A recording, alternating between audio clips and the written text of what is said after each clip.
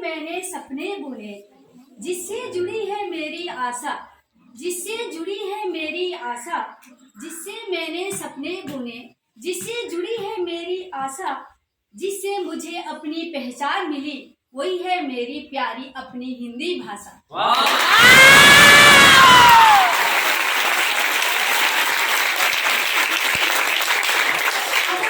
मुख्य अतिथि महोदय, उपस्थित मेरे सभी सम्मान्य जन और मेरी प्यारी साथियों, सर्वप्रथम आप सभी को हिंदी दिवस की फिर से हार्दिक शुभकामनाएं। आज 14 सितंबर हिंदी दिवस पालन कर शुभकामनाएं के अवसर पर सभी के समक्ष मैं कुछ विचार विमर्श करने जा रही हूँ। आशा करती हूँ आप सबको पसंद आए। जैसे कि हम सब जानते हैं, प्रति वर्ष 14 सितंबर को हिंदी दिवस मनाया जाता है। वर्ष 1918 में गांधी जी ने हिंदी साहित्य सम्मेलन में हिंदी भाषा को जनमानस की भाषा कहने के साथ साथ उसे राजभाषा बनाने का कहा था। स्वतंत्र भारत की राजभाषा को प्रसन्न करके काफी विचार विमर्श की 17 अध्याय के अनुच्छेद 343 में इस प्रकार वर्णित किया कि राजभाषा हिंदी और लिपि देवनागरी होगी।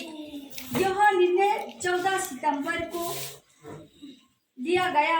इसी दिन हिंदी के मूर्ख साहित्यकार राजेंद्र सिंह 50वां जन्मदिन मनाया गया था। इस कारण हिंदी दिवस के लिए इस दिन को श्रेष्ठ माना गया। 14 सितंबर 1949 को हिंदी दिवस को राजभाषा के रूप में मनाया गया। भारत में पहला हिंदी दिवस 14 सितंबर 1953 को मनाया गया था।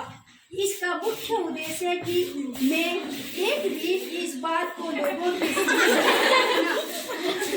है कि जब तक वो हिंदी और उपयोग पूर्ण रूप से नहीं करेंगे तब तक हिंदी भाषा का विकास नहीं हो पाएगा। आजकल अत्यधिक लोगों ने सामान्य बोलचाल में ही हिंदी का प्रयोग नहीं करके अंग्रेजी का प्रयोग करते हैं।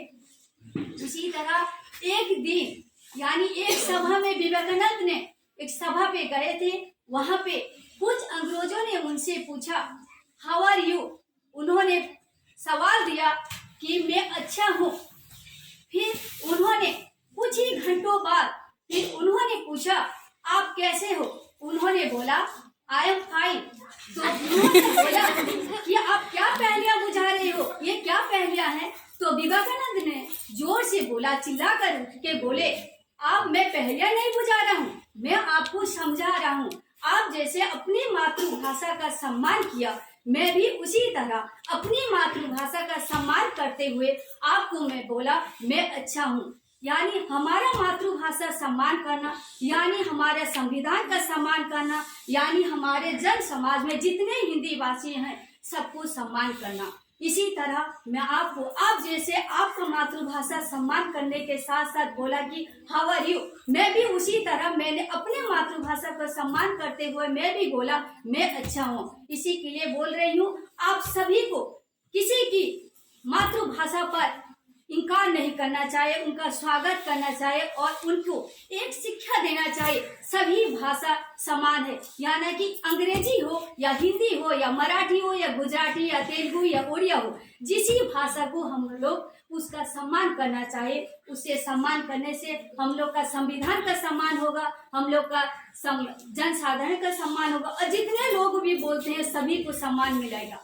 इसलिए कि और कुछ अंग्रेजों में बोलते हैं, शायद जो अनपढ़ होते हैं, यानी रास्ते पे आप जाओगे तो गोलगप्पा वाले बोलेंगे आप लोग क्या खाओगे, कितने पैसे का खाओगे वगैरह, उन लोग बोलेंगे कितने पैसे का आप खाओगे। तो कोई अंग्रेजी या अभी तो सभी विद्यार्थियों और छात्रों सभी जाओ जहाँ पे देखो अंग्रेजी बोलचाल करते हैं, कि इसका मतलब ये नहीं कि उन्हें अंग्रेजी नहीं आता है, अंग्रेजी आता है, लेकिन अपने मातृभाषा पर उनके सम्मान के साथ साथ उपयोग करते हैं, जाकि किसी और को अंग्रेजी जब भी ना आती तब वो समझ पाएगा कि हिंदी में बोल रहा है, उसको भी संतुष्ट मिलेगा, उसे भी प्रसन्न होगी कि हम लोग ये अंग्रेजी भाषा को अंग्रेजी भाषा को मैं इनकार नहीं करती, अंग्रेजी भाषा को मैं स्वागत करती हूँ। ऐसा बोलो जैसे कि सभी जितने जनवासी हैं, यानी जितने अनपढ़ या गंवार, यानी जितने भी पढ़े लिखे हैं, सभी समझ पाएंगे कि अंग्रेजी भाषा और हिंदी भाषा में कोई शत्रुता नहीं, लेकिन समझ ही दरकार,